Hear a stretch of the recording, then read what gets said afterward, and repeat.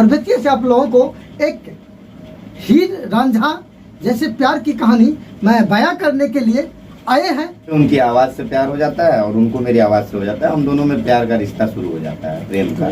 उसके बाद हम दोनों उस रिश्ते को निभाते हुए नवंबर 2018 में शादी कर लेते हैं, 6 महीने बाद, तकरीबन 6 महीने बाद। क्योंकि प्यार का अंतिम आखिरी पड़ाव, अगला पड़ाव शादी ही ना होना चाहिए। अगर सही दृष्टिकोण से देखा जाए तो एक लड़का लड़की अगर प्रेम कर रहा है तो शादी कर लिए तो वो रिश्ता पवित्र हो गया। अगर शादी नहीं करते हैं और प्यार करके छोड़ देते हैं तो एक बेवफाई होता है, धोखा होता है।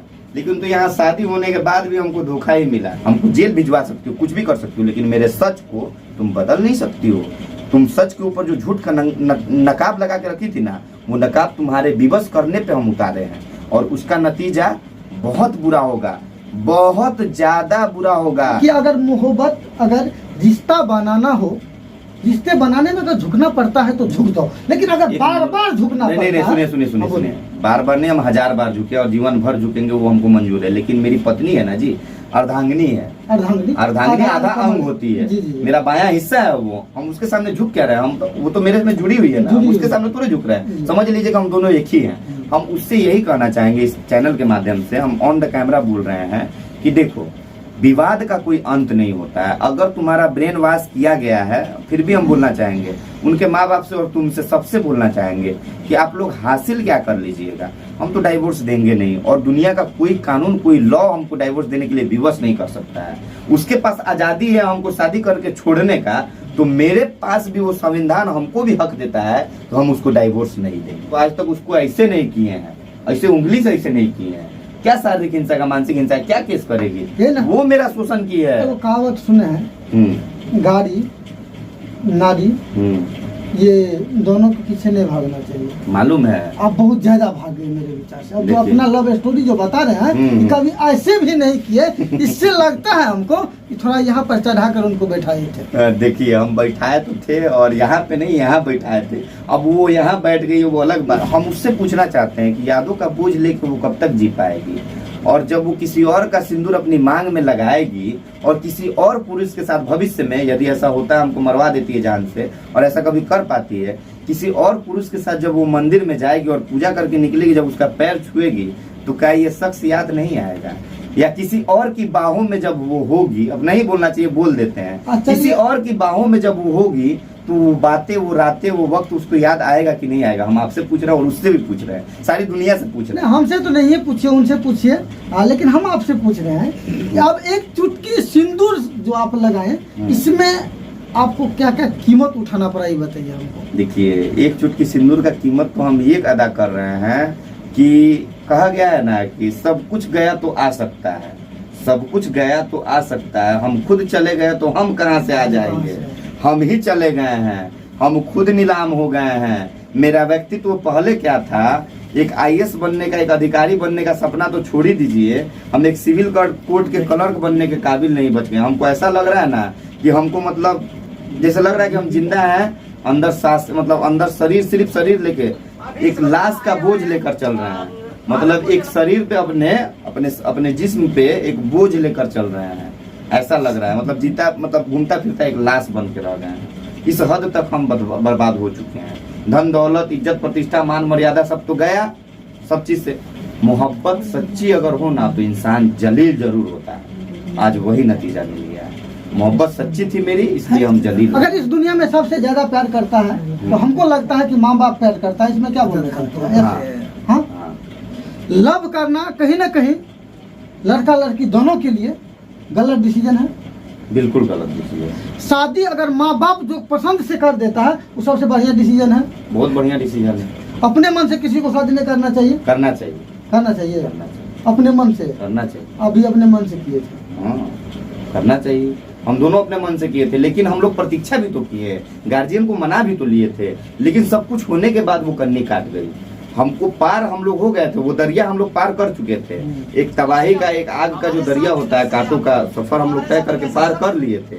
उसके बाद वो हमको फिर से उसमें धकेल दी और आज उसमें तेजाब, पेट्रोल सब कुछ डाल रही है। ये रिलेशन तोड़ने में सबसे बड़ा योगदान किसका है, ये बताइए? सबसे बड़ा योगदान ब्रिजकिशोर पटेल उर्फ फेपू पटेल, मेरे पत्नी के पिता का है। उनके दामाद विक्की उर्फ अभिषेक कुमार का है। श्वेता कुमारी का है, मेरी पत्नी की बहन, पत्नी के बहनोई, पत्नी के माँ, उनकी माँ सुगांती देवी का है, और सबसे कम हाथ छोटी का है, मेरी पत्नी का। आपको लगता है कि पुरुष के लिए कानून बनाया जाए? हाँ, पुरुष के लिए कानून ये बनाया गया है कि पुरुष एक मशीन है, कमाए खाए और भरण पोषण करे और जूता खाए, प्रताड़ित हो, लेकिन कहीं जाके अपनी बात रखे तो वो गुनाहगार हो जाए। हम पूछना चाहते हैं उस महिला आयोग से और उस महिला मंच से और दुनिया के उन बुद्धिजीवी लोगों से जो महिला के ऊपर थोड़ा सा, महिला मंच ने पूछे, जो ये कानून बनाया है, महिला आयोग बनाया है, उनसे थोड़ा पूछे। हाँ, उन्हीं से पूछ रहे हैं कि महिला आयोग, महिला मंच आप लोगों ने बना दिया, हम जैसे, मेरे जैसे बहुत से ऐसे भाई होंगे, बहुत से ऐसे मजलूम होंगे, मजलूम ही बोलेंगे उनको, बेबस और लाचार होंगे, हम तो आवाज उठा दिए हैं। मेरी मानसिकता ऐसी है कि हम झुकेंगे नहीं, हम इस चीज के आगे नहीं झुकेंगे। हाँ, वो मेरी पत्नी थी, आज भी एक्सेप्ट करते हैं और करते रहेंगे, और कभी जीवन में उसके सिवा कोई स्त्री मेरे जीवन में आएगी नहीं। पहले भी वही थी, बाद में भी वही है, साथ में भी वही थी, साथ में वही रहेगी। उसका जिस्म वो लोग रख ले, उसकी रूह मेरे पास है, हम उसके नशे में। इश्क का नशा जो होता है ना, बहुत गहरा होता है। अगर इश्क सच्चा हो ना तो उसका नशा उतरता नहीं है। ये जो लोग हमको कमेंट कर रहे हैं ना, दूसर मिल जाई, एगो दूगो लड़का हो गई रही तो रही, तो हम पूछना चाहते हैं कि औरत जो होती है भोग विलास की वस्तु है क्या? कि उसके साथ भोग विलास करने के लिए रिश्ता बनाए थे क्या? हम तो उसकी रूह से, उसको दिल से, आत्मा से अपनाए थे।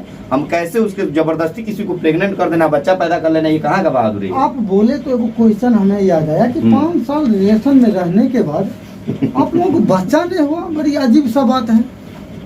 अब देखिए, कुछ आप ही लगा ऐसा बीच में आ गया क्वेश्चन कि आप बोले कि बच्चे वाली बात, तो हमको ये क्वेश्चन उचित मानता है, जनता का इच्छा भी होगा जानने का। 5 साल अगर रिलेशन में रहे, कहने का मतलब है कि कुछ निजी बातें हैं जो हम बताना नहीं चाहते हैं। आई एम सो सॉरी कि मैं वो डिस्कस नहीं कर सकता हूँ, वो आपको मैं बता नहीं सकता हूँ, उसके लिए माफी। बहुत सारी ऐसी चरित्रहीन, त्रिया चरित्र वाली औरतें हैं हमारे देश में। हम यहाँ थोड़ा सा लेना चाहेंगे पंगा। एक बोला गया है ना कि महिलाओं से पंगा मत लेना, औरतों से पंगा मत लेना, लेकिन हम जो सभ्य हमारी महिलाएं हैं, देश की माताएं बहनें हैं, उनसे हम क्षमा चाहते हुए एक बात बोलना चाहेंगे कि कुछ ऐसी त्रिया चरित्र वाली महिलाएं भी हैं, ऐसी साजिश करने वाली महिलाएं, औरतें भी हैं, लड़कियां भी हैं, जो पुरुषों को एक इस्तेमाल करने की वस्तु समझती हैं, एक खिलौना समझती हैं, कि जब तक उनसे दिल में आया खेल लिए, और जब दिल भर गया तो खिलौने को तोड़ के मड़ोड़ के कचड़े के डब्बे में फेंक दिए। आज हम छोटी से यही बोलना चाहेंगे कि छोटी, तुमको जब तक हमसे लूटना था ना, मेरे जिस्म को, मेरे मान सम्मान को, मेरे इज्जत प्रतिष्ठा के, मेरे हर एक चीज को, धन दौलत सब कुछ को तुम लूट लिखे हम आवेदन दिए थे, तो पता है क्या बोली है? वहां से हमको बताया गया है कि आपकी जो पत्नी है वो तो सीधे बोल रही है कि नहीं, शादी ही नहीं हुआ है। तो फिर उसको बोलना चाहिए था ना कि हम शादी किए, अपनी मर्जी से किए हैं, कोर्ट मैरिज हुआ है। सिर्फ इतना बोल देती कि हम शादी किए हैं तो प्रशासन, उसके माँ बाप उसको रोक लेते हैं। चलिए लास्ट में आप ये वीडियो ढेर सारा लड़का लड़की देख रहे होंगे, जाता है किसी से, तो उससे एक एग्रीमेंट करवा लेना। लड़की और लड़का दोनों को बोलना चाहेंगे कि तुम हमको धोखा नहीं देगा, तुम कोर्ट मैरिज करने के बाद भी उससे भी बड़ा एक सुप्रीम कोर्ट से एग्रीमेंट करवा लेना कि तुम कभी डाइवोर्स के लिए हमको दबाव नहीं बनवाएगा, चाहे हमको जान से मरवाने का धमकी नहीं देगा। बेटी का घर नहीं बसने देता है तो उसमें सबसे बड़ी योगदान उसका मम्मी का होता है। अब कैसे आप सही बोल रहे हो? अब जाके ये हम नहीं बोल रहे हैं, ये हम नहीं बोल रहे हैं, ये शास्त्र बोल रहे हैं, ये साधु संत बोल रहे हैं।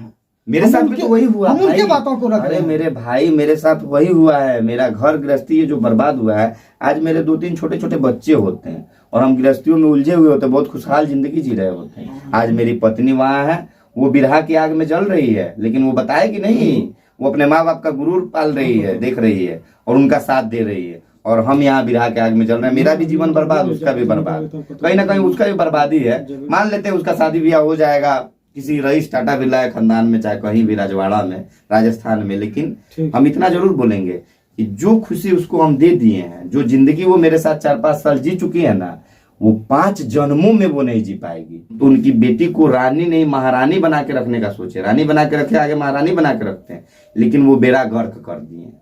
मेरे पत्नी के जो पिता हैं, ससुर कभी नहीं बोलेंगे। ससुर वो एक अच्छे बाप नहीं बन पाया तो ससुर क्या बोले? ससुर थे लेकिन अब नहीं बोलेंगे क्या? कभी नहीं, पहले थे आपका? कभी नहीं, क्योंकि वो एक अच्छे पिता होते हैं ना तो आज ये नौबत नहीं आती। हम उस माँ बाप से पूछना चाहते हैं कि जब भाग के शादी करना गलत था, हम वो नहीं किए, हम उनकी बेटी को भगा नहीं ले गए। या से लव स्टोरी आप लोगों को दिखाना।